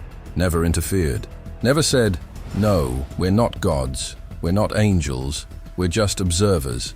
They just let humanity build its religions and mythologies around these encounters. Let us create meaning where there was only observation. Let us worship and pray and build temples to explain things that had a much simpler, much more mundane explanation. We weren't alone. We'd never been alone, but we also weren't chosen, weren't special, weren't the focus of any divine plan. We were just another species in a universe full of species, and the Greys had been watching us the way we might watch ants build a colony, with interest, with scientific curiosity, but not with love, not with judgment, not with any of the things we'd convinced ourselves God felt about us. I don't know how long this part of the vision lasted. Time felt strange, elastic. But when G19 finally released that particular thread of information, I was lying on the floor in a fetal position, sobbing, not crying, sobbing, the kind of full-body, gut-wrenching sobs that come from grief so profound you can't contain it. Because in the span of what couldn't have been more than a few minutes, every religious experience I'd ever had, every moment I'd felt God's presence, every prayer I'd thought had been answered, all of it had been recontextualized, not erased. The experiences were real, but the meaning I'd assigned to them was wrong. The framework I'd used to understand my entire life was built on a misunderstanding, on humanity's need to assign divinity to things we couldn't explain. And now that I could explain them, now that I'd seen what was really behind the curtain, there was nothing left. No mystery, no faith, just the cold, indifferent observation of beings who'd watched us for millennia, without ever caring whether we lived or died or prayed or suffered. And G19 wasn't done, not even close. The door was open. The connection was established, and there was so much more it wanted to show me. So much more I didn't want to see but couldn't refuse. Because once you ask the question, once you open yourself to the truth, you don't get to choose which parts you learn. You get all of it, every terrible, faith-destroying piece of it. Then G19 showed me the thing that broke me completely, the thing I can't unsee no matter how hard I try, the thing that took whatever fragments of faith I had left and ground them into dust. It started as a shift in perspective. I was no longer seeing images projected into my mind. I was seeing through someone else's eyes. No, not someone. Something. I was seeing through G19's eyes. Or maybe through the eyes of another Gray that had been there. The memories were shared somehow. Collective. Like they all witnessed what each individual witnessed. And this particular memory was 2,000 years old. Jerusalem, province of Judea, Roman occupation. I could smell the air, taste the dust, feel the heat of the Middle Eastern sun. And I was standing at the edge of a crowd. The crowd was gathered on a hill, Golgotha, the place of the skull. I knew it immediately, even though I'd never been there. Knew it from paintings and Bible illustrations and Sunday school lessons. But this wasn't an illustration. This was real. I could see individual faces in the crowd. Roman soldiers in their armor, bored and hot, wanting this to be over so they could go back to the barracks. Jewish onlookers, some weeping, some jeering, some just curious. Merchants who'd followed the procession, hoping to sell water or food. Children running between adults' legs, dogs scavenging in the dust. And at the center of it all, on a wooden cross, a man dying. Not the clean, peaceful Jesus from church paintings, a real man. Covered in blood and dirt and sweat, gasping for breath because crucifixion slowly suffocates you. Muscles failing, body shutting down, dying in the most painful, humiliating way the Romans could devise. I wanted to look away, tried to pull out of the vision, but G19 held me there, made me watch, and I realized with creeping horror that I wasn't just seeing this scene, I was experiencing it through the perspective of a Gray who had been there, who had stood at the edge of that crowd 2,000 years ago and watched Jesus Christ die. The Gray's perspective was different from human perspective, colder, more analytical. It noted the physiological details of crucifixion, observed the crowd's emotional responses, recorded the timeline of events. This man had been sentenced by Roman authority, executed as a political criminal. His followers believed he was divine. They expected intervention, expected God to save him at the last moment. But the Gray knew no intervention was coming, because the Gray had seen this pattern before, many times, across many cultures. Humans creating meaning around tragedy, transforming death into martyrdom, building religions from suffering. The man on the cross spoke. His voice was weak, barely audible over the crowd noise. Aramaic words I shouldn't understand but somehow did because G19 translated them directly into meaning. Father, why have you forsaken me? It wasn't a statement of faith, it was a genuine question, a moment of doubt, of human fear facing death, and the Gray observed it, recorded it, without judgment, without emotion, just documentation. The man died shortly after. His head dropped, his body went limp. The crowd reacted in various ways. Some mourned, some celebrated. Roman soldiers verified the death. And through it all, standing motionless at the edge of the scene where no one noticed because people don't notice what they're not looking for, a Gray documented everything. Witnessed the death of a man who would become the central figure of a religion that would dominate a third of the planet for 2 millennia. But there was no divine light, no angels descending. No moment where heaven opened and God reached down. Just a man dying. Just followers grieving. Just the mechanical documentation of an event that humans would later transform into something cosmic, something sacred, the foundation of faith for billions of people. And it was just death. Mundane. Tragic. Human. The Gray had seen it clearly, recorded it accurately.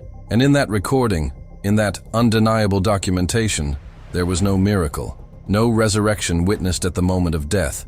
No proof of divinity beyond what humans chose to believe afterward. Just observation. Just data. Just another entry in an archive that spanned millennia. Then the perspective shifted. G19 pulled back, showed me the bigger picture, and I saw them. Grays. Throughout history. At every significant religious moment humanity claimed as divine. They were there when Buddha sat under the Bodhi tree. There when Muhammad received his revelations, there at the Council of Nicaea, when men argued about the nature of Christ, there during the Crusades, the Inquisition, the Reformation, every schism, every religious war, every moment of faith and doubt and transformation, just watching, just recording, never intervening, never confirming or denying, just bearing witness to humanity's endless need to create gods and then kill in their names. And then G19 showed me something that made my mind reel. Gods that came before Christ, before Muhammad, before Buddha. Religions I'd never heard of because they'd been forgotten. Dead gods worshipped by dead civilizations. I saw temples that didn't exist anymore. Saw priests performing rituals to deities whose names were lost to time. Saw entire populations who believed with the same fervor that I'd once believed, who were certain, absolutely certain that their gods were real and their faith was true, and their scriptures were divine. And then I saw those civilizations fall, saw their temples crumble, saw their gods forgotten, saw new peoples move into those lands and create new gods. And the Greys were there for all of it, documenting the rise and fall of every deity humanity had ever invented. The information came faster now, more overwhelming.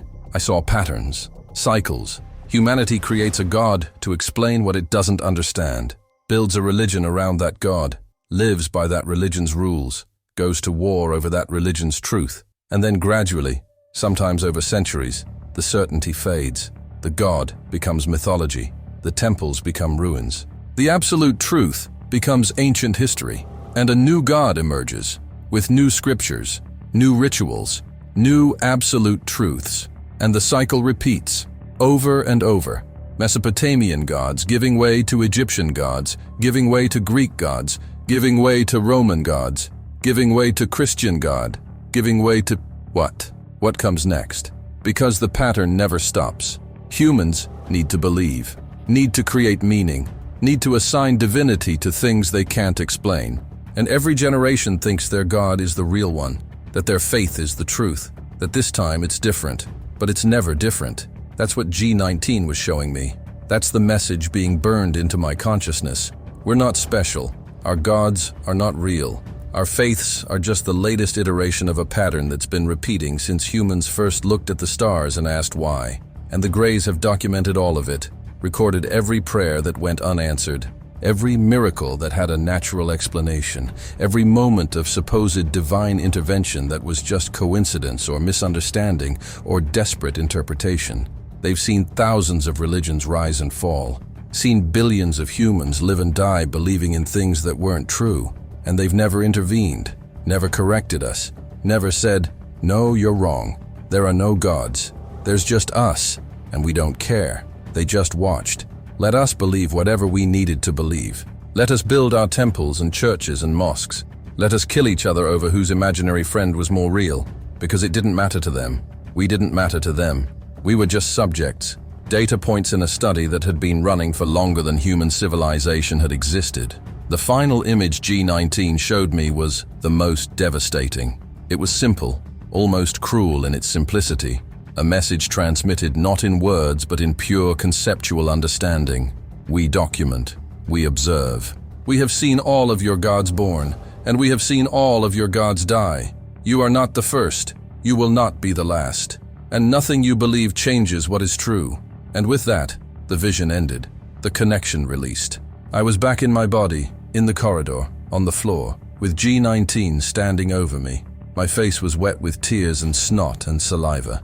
My throat was raw like I'd been screaming, but I didn't remember screaming. My hands were shaking so badly I couldn't make them stop. And in my mind, echoing like a bell that wouldn't stop ringing, was the understanding that everything I'd ever believed was wrong. Not metaphorically wrong, not partially wrong, completely, fundamentally, absolutely wrong. God wasn't watching over me. Angels weren't real. Prayer was just talking to myself. Faith was just a coping mechanism for a species too intelligent to accept meaninglessness, but not intelligent enough to create actual meaning. I looked up at G19, those black eyes staring down at me, and I understood why the rule existed, why they told us never to speak to them, never to engage. Because this was what they showed you. This was the truth they carried. Not a truth that set you free, a truth that destroyed you, that took every foundation you'd built your life on and revealed it was built on sand, on nothing, on collective delusion passed down through generations. And once you saw that, once you truly understood it, you couldn't go back, Couldn't unsee it, couldn't unknow it. You were broken, permanently, irrevocably, in ways that no therapy or time could fix. Because how do you heal from learning that your entire existence was based on a lie? That the comfort you'd taken in faith was false? That every prayer you'd ever said had been shouted into an empty void? You don't heal from that. You just learn to live with the wound, or you don't, and you end up like Agent Carson, like Agent Booth, like all the others who couldn't bear the weight of knowing. I don't remember the power coming back on. Don't remember the blast door opening or the other agents finding me. My next clear memory is waking up in the medical bay 3 levels above containment. White ceiling, fluorescent lights, the smell of disinfectant, a heart monitor beeping steadily next to the bed. I tried to sit up and couldn't. My body felt like it belonged to someone else. Heavy, unresponsive. A nurse appeared in my field of vision, asked me if I knew my name. I did. Asked me if I knew where I was. I did. Asked me what day it was. I didn't. She told me I'd been unconscious for 3 days, not physically unconscious. I'd been responsive, breathing, vital signs stable, but mentally absent, catatonic. They'd run every test they could think of, brain scans, blood work, neurological exams. Everything came back normal. Physically I was fine, but I hadn't spoken, hadn't moved voluntarily, hadn't responded to stimulus, until now. The nurse left to get the doctor. I laid there staring at the ceiling and trying to process the fact that 3 days had passed. 3 days I couldn't remember. 3 days my mind had apparently decided to just shut down. Maybe it was a defense mechanism. Maybe my consciousness needed time to sort through what G19 had shown me. Or maybe I'd just broken, like Carson, like all the others. The door opened and Colonel Brennan walked in. The same man who'd recruited me, who'd shown me those first photographs. He pulled a chair next to the bed and sat down heavily. He looked tired, more tired than I remembered. He studied my face for a long moment before speaking. "You're back. That's good. We weren't sure you would be." His voice was flat, matter of fact, like he'd seen this before and knew exactly what to expect.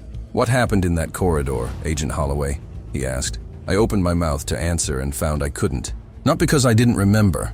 I remembered everything, every image, every concept, every devastating revelation, but trying to put it into words felt impossible. How do you describe having your entire worldview dismantled? How do you explain that you watched Jesus die through the eyes of an alien observer? That you saw thousands of years of religious history revealed as misunderstanding and pattern repetition? I started to cry, not sob like I had in the corridor, just silent tears running down my face. Brennan nodded like this confirmed something. "You engaged with it. With G19, you spoke to it, or thought at it. Doesn't matter which, the result is the same." He paused. "Now you know why the rule exists."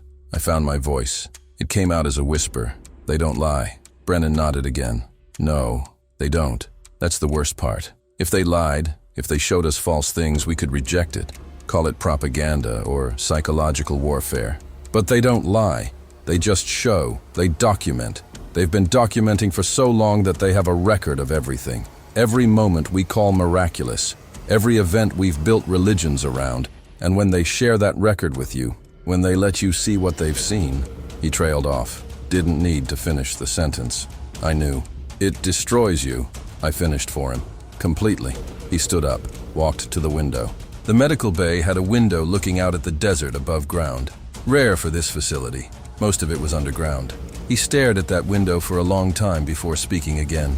"We lose about 1 agent every 6 months to this exact scenario. Someone breaks protocol, engages with a gray, gets shown things they can't handle. Some of them recover enough to function. Most don't. We have a facility in Montana where we keep the ones who completely break. The ones who can't be trusted in society anymore because they can't stop talking about what they saw, can't stop trying to tell people the truth." He turned back to me. "You're not at that level. Yet. You're responsive, coherent. That means you have a choice. We can offer you a treatment, medical procedure. It won't erase the memory entirely, but it'll blur it. Make it feel like a dream instead of a lived experience. You'll remember that something happened, but not the details, not the specifics. You'll be able to function again, go back to your life, maybe even go back to church." He said that last part with something that might have been sympathy. "Or you can refuse the treatment. Keep the memories, live with what you know, but understand that if you choose that, you're choosing a different life, a harder life, Because you can't unknow what you know now. I asked him what he recommended. He laughed, short and bitter. I recommend you take the treatment. Forget this ever happened. Go back to Sarah and your comfortable suburban life and your Sunday mass and die old and ignorant and happy. He sat back down, leaned forward. But you won't. Because men like us, we can't choose ignorance once we've seen the truth. Even if the truth is terrible. Even if it destroys everything we believed. We can't unknow it. So you'll refuse the treatment. You'll walk out of here with those memories burning in your head. And you'll spend the rest of your life trying to reconcile what you saw with what you want to believe. And you'll fail. But you'll keep trying anyway because that's what we do. He was right. I knew he was right. Even as he said it, I knew I couldn't choose to forget. Couldn't choose the comfortable lie, no matter how much easier it would be. They discharged me 4 days later. 7 days total since the incident. I signed paperwork stating I refused medical treatment for psychological trauma. Signed more paperwork resigning from DSS. They didn't argue. Compromised agents were liabilities. Better to let me go than risk me having another episode in the facility. They offered me a transfer to regular FBI work, desk job, analysis. Something quiet and safe. I took it. Needed the income. Needed something to do with my days. They also made me sign an NDA so ironclad that even talking about the weather at the facility could result in federal charges. Not that I wanted to talk about it. Who would I tell? Who would believe me? And even if they did believe me, why would I want to destroy their faith the way mine had been destroyed? Sarah picked me up from the facility. She'd been told I had a medical emergency. Severe stress-related episode. Nothing life-threatening but requiring observation. She cried when she saw me, hugged me so tight I could barely breathe, told me she'd been praying for me every day, that the whole church had been praying for me, that God had protected me and brought me home safe. And I stood there in her embrace and felt absolutely nothing. Her words sounded hollow, not because I thought she was lying. She meant every word. She genuinely believed God had anything to do with my recovery. But I knew better. I knew God had nothing to do with it, because God had nothing to do with anything. God was just a story we told ourselves, a pattern we repeated. And Sarah was caught in that pattern, still believing, still praying, still thinking it mattered. And I envied her. God, I envied her so much it hurt. The drive home was quiet. She asked if I was okay. I said I was tired. She asked if I wanted to talk about what happened. I said I couldn't. Classification. She understood, or thought she did. When we got home, she made dinner. We ate in silence. That night, lying in bed, she took my hand and prayed out loud. Thanked God for healing me, for keeping me safe, for bringing me home. Asked him to continue watching over me, give me strength, help me recover. Her voice was soft, sincere, full of faith, and every word felt like a knife. Not because she was wrong to pray, but because I knew with absolute certainty that no one was listening. That her words were just sounds dissipating in an empty room. That God wasn't watching over me any more than he'd watched over Jesus on that cross, or Buddha under that tree, or any of the billions of humans who'd prayed and suffered and died believing someone cared. And I couldn't tell her, couldn't destroy her faith just because mine was destroyed. So I squeezed her hand and said nothing. Sunday came. Sarah asked if I wanted to go to church with her. First time in years she'd asked without resignation in her voice. She thought my medical emergency had scared me. Thought maybe I'd found faith again in my moment of crisis. People do that, right? Face death and suddenly remember God. I told her yes. Told her I'd go. I don't know why I said it. Maybe I thought I could fake it. Maybe I thought being in church would help somehow. Make me feel something. Reconnect me to what I'd lost. We got dressed. She wore a nice dress. Put on her grandmother's cross necklace. I put on slacks and a button-down shirt. We drove to the church I'd attended as a child. The church where we'd gotten married. She parked and got out. Started walking toward the entrance. I sat in the car. Tried to open the door. Couldn't. She came back. Asked what was wrong. I told her to go ahead. That I needed a minute. She looked worried but went inside. I sat there in the parking lot watching people file into the church. Young families with children. Elderly couples holding hands. Single people clutching their Bibles. All of them going inside to worship. To pray. To find comfort and community and meaning. And I couldn't do it. Couldn't walk through those doors. Couldn't sit in those pews. Couldn't bow my head and pretend to pray when I knew it was all built on misunderstanding. On humanity's need to create meaning where there was none. I got out of the car eventually. Made it as far as the front steps. Could hear organ music starting inside. heard the congregation beginning to sing, and I just stood there, trembling, actually physically trembling, because walking inside felt like participating in a lie, like endorsing a delusion. But staying outside felt like admitting defeat, admitting that what G19 had shown me had destroyed something I could never get back. I stood on those steps for the entire service. 45 minutes, watched people walk past me on their way in, watched them come back out afterward smiling, chatting, discussing the homily, and I envied them. Every single one of them, envied their certainty, their peace, their ability to believe in something bigger than themselves. They had what I used to have, what G19 had taken from me, not violently, not maliciously, just by showing me the truth, and the truth had destroyed me more completely than any physical torture could have. Sarah found me still standing there when she came out. She didn't ask why I hadn't come inside, just took my hand and led me back to the car. And I knew, in that moment, that my life had split into two distinct parts, before the corridor and after, before I knew the truth and after. And I would spend the rest of my life grieving for the man I used to be, the man who could pray, who could believe, who could find comfort in faith. That man was gone, and what was left was just a shell going through the motions, pretending to be okay while carrying the weight of knowledge that no human was meant to bear. That was 3 weeks ago. 3 weeks since I stood on those church steps, unable to go inside. 3 weeks since I officially resigned from DSS and started my new life as a desk analyst for the FBI's regional office in Albuquerque. Boring work, background checks, data entry, the kind of job that doesn't require you to think too much, which is good because I can't stop thinking. Can't stop seeing what G19 showed me. Can't stop connecting dots that I wish I'd never learned existed.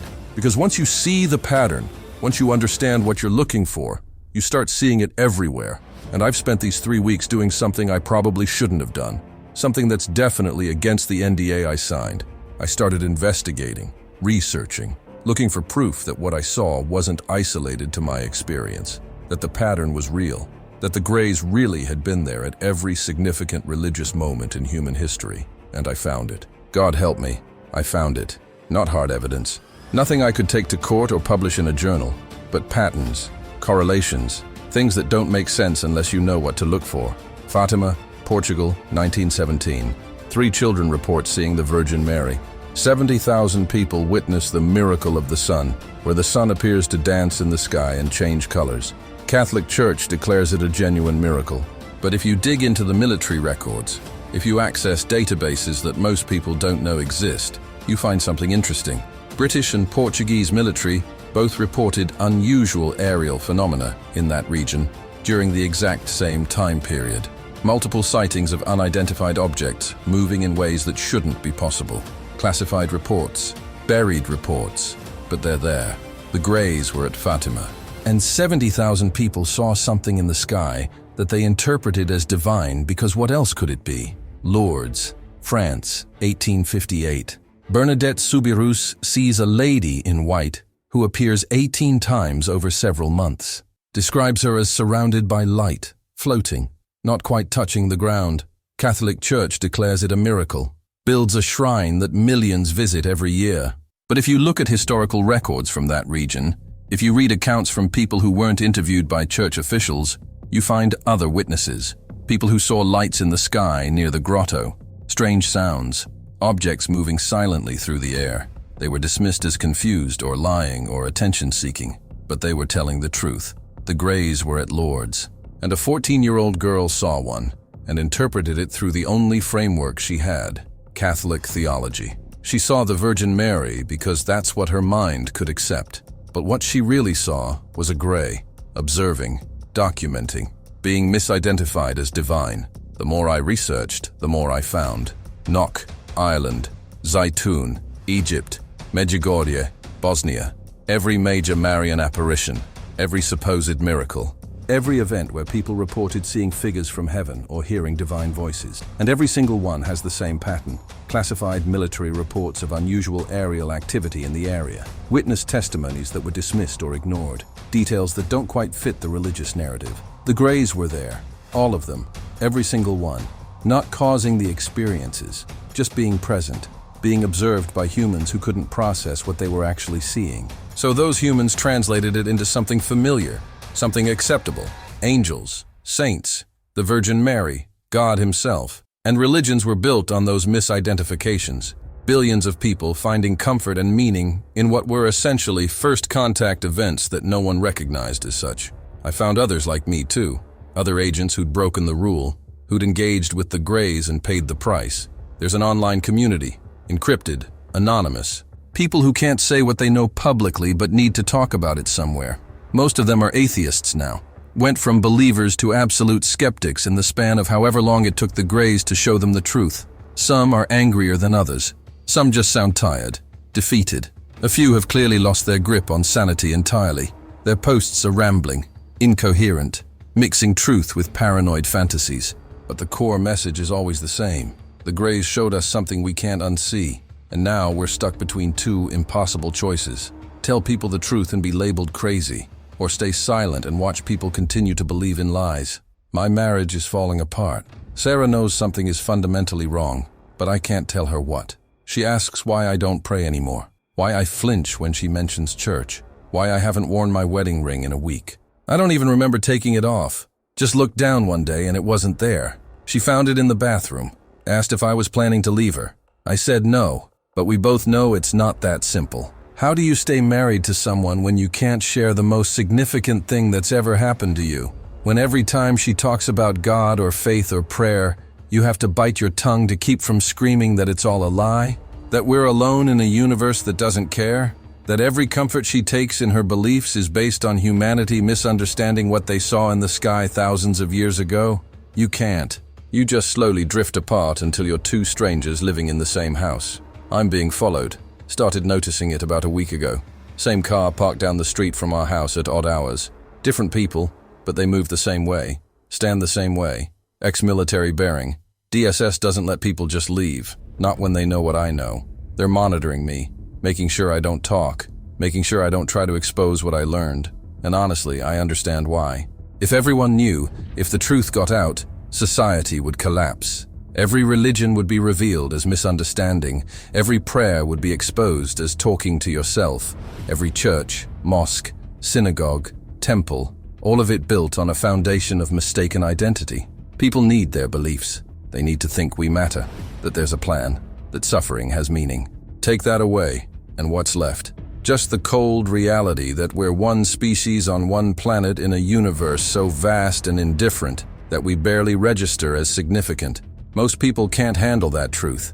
I barely can, and I have no choice but to accept it. That's why I'm recording this, why I'm sitting in a motel room in Arizona, 3 states away from anyone who knows my real name, talking into a laptop I bought with cash from a guy who asks no questions, because DSS is going to find me eventually. And when they do, I'll either take the memory treatment I refused or I'll disappear.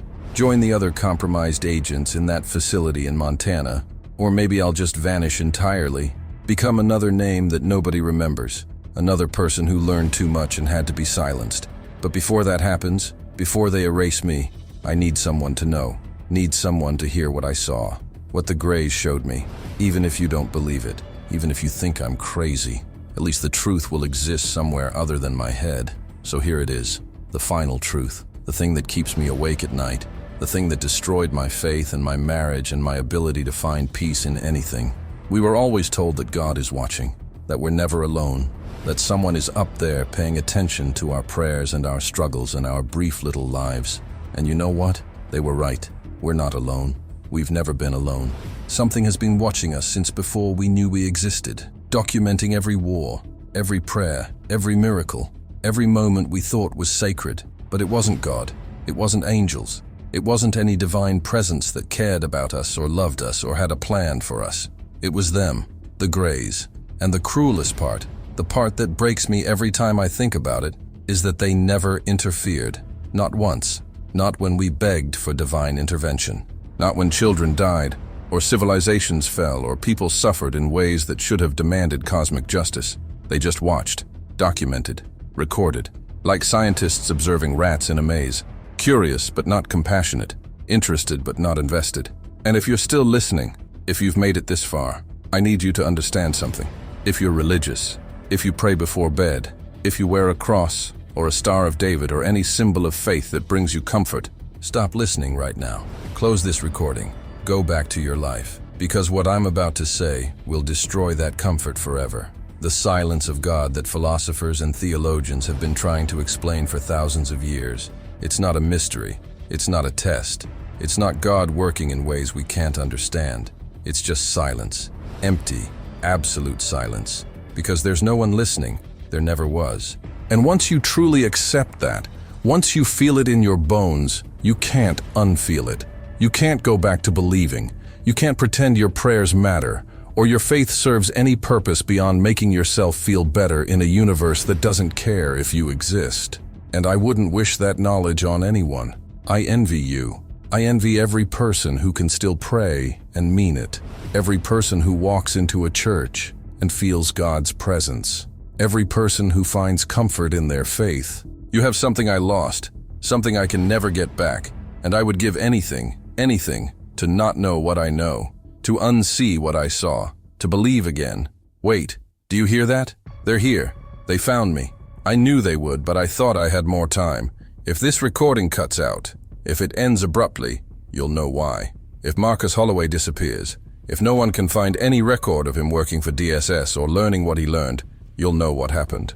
They're very good at making people vanish. I've seen it before. This is it. This is where it ends. But before they come in, before they take me wherever they take people like me, I need you to know. I told you the truth. Every word.